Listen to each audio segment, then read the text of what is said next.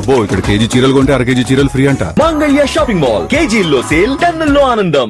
Details చూస్తే మాజీ speaker Tammineni Sitaram విచారణ ముగిసింది. 4 గంటల పాటు తమ్మినేనిని ప్రశ్నించారు.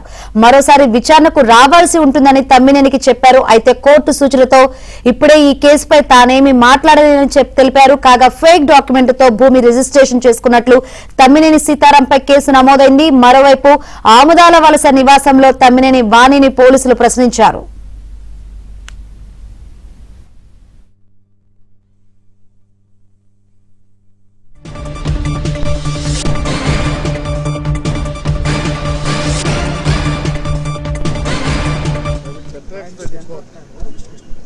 ఇన్వెస్టిగేషన్ లో ఉంది కాబట్టి దయచేసి ట్రై టు అండర్స్టాండ్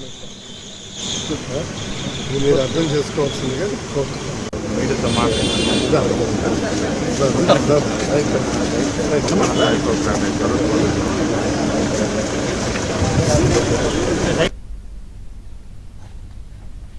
రైట్. మాజీ స్పీకర్ తమ్మినేని సీతారాం విచారణ ముగిసింది. 4 గంటల పాటు తమ్మినేనిని ప్రశ్నించారు. మరోసారి విచారణకు రావాల్సి ఉంటుందని తమ్మినేనికి చెప్పారు. మరిన్ని వివరాలు అందించేందుకు మా ప్రతినిధి రమేష్ సిద్ధంగా ఉన్నారు. రమేష్, ఏంటి విచారణలో ఏం తేలింది? మరోసారి రావాలని కూడా చెప్పినట్టు తెలుస్తుంది పోలీసు అధికారులు. ఏంటి అప్డేట్స్?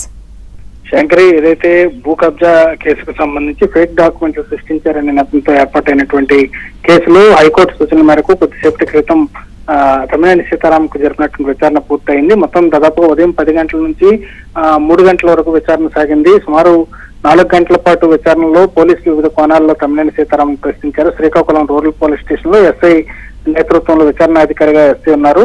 నేతృత్వం మొత్తం కూడా ఏదైతే ఫేక్ డాక్యుమెంట్లు సృష్టించడం కానీ లేకపోతే ఇన్ఫ్లుయెన్స్ అధికారులపై ఏ రకమైనటువంటి ఇన్ఫ్లుయెన్స్ చేసి రిజిస్ట్రేషన్ చేయించుకున్నారు అనేటటువంటి దానిపైన ప్రధానంగా విచారణాధికారి తమ్మినేని సీతారాం ప్రశ్నించారు. దాంతో పాటుగా షరతులతో కూడినటువంటి బెయిల్ ఏదైతే హైకోర్టు ఇచ్చిన తర్వాత ఆయన ఆందోళనకు వచ్చి మొదటిసారిగా మీడియాతో మాట్లాడారు. ఒక వీడియోని రిలీజ్ చేశారు. ఆ వీడియోలో కూడా కొన్ని అంశాలను ప్రస్తావించారు. ఎందుకంటే కోర్టు బెయిల్ ఇచ్చేటప్పుడు కొన్ని షరతులు పాటించాలని సూచించిన తమ్మినేని సీతారాంకి ఎక్కడా కూడా మీడియాతో మాట్లాడొద్దు అనేది కూడా ఆ షరతుల్లో ఒక భాగమే. కానీ మొదటిసారిగా మీడియాతో మాట్లాడినప్పుడు తను ఏమి తప్పు చేయలేదు, చట్టానికి లోబడి మాత్రమే కొనుగోలు చేశానని ఆయన చెప్పారు. వీటికి సంబంధించి కూడా విచారణాధికారి పూర్తి స్థాయిలో లోతుగా ప్రశ్నలు అడిగినట్లు కూడా సమాచారం అందుతుంది. అయితే మొత్తం విచారణ పూర్తయిన తర్వాత 4 గంటలు విచారించిన తర్వాత ఏదైతే తమ్మినేని కుటుంబ సభ్యులు అంటే వాణిని కూడా కోర్టు విచారించమంది కాబట్టి ఆ విచారణ పూర్తయిన తర్వాత అవసరమైతే మరోసారి విచారణకు రావాల్సి ఉంటుంది అని చెప్పి పోలీసులు తమ్మినేని సీతారాంకు సూచించారు. ఆ తర్వాత ఆయన అక్కడి నుంచి పంపించేయడం జరిగింది. మొత్తం కూడా ఫేక్ డాక్యుమెంట్ కి సంబంధించిన అంశంపైన ఈ రోజు మొత్తం కూడా విచారణలో పోలీసులు ప్రశ్నలు సంధించారు. దీనికి సీతారాం కూడా సమాధానం ఇచ్చారు. అయితే ప్రతిదానికి కూడా ఎక్కువ విషయాల్లో తాము కూడా మోసపోయాము, ఆ భూమి కొనేటటువంటి విషయంలో తాము కూడా ఒక బాధితులం అనేటటువంటి సమాధానమే ఎక్కువ సీతారాం నుంచి వినిపించింది. కానీ పూర్తి స్థాయిలో ఫేక్ డాక్యుమెంట్ సృష్టించడానికి ఏ రకమైనటువంటి ఇన్ఫ్లుయెన్స్ చేశారు అధికారులు అనేటటువంటి దానిపైన మాత్రం సీతారాం నుంచి స్పష్టత వచ్చినట్లు లేదని చెప్పి పోలీసులు చెప్తున్నారు. మొత్తానికైతే మరోసారి విచారణకు అవసరమైతే పిలుస్తామని చెప్పి పోలీసులు సూచించిన మేరకు చట్టాన్ని గౌరవిస్తాను, తప్పకుండా వస్తానని చెప్పి సీతారాం చెప్పి అక్కడి నుంచి వెళ్ళిపోవడం జరిగింది. Right, thank you Ramesh. మీరు వెళ్ళి మీ తాలూకా ఒపీనియన్ చెప్పేసుకోండి.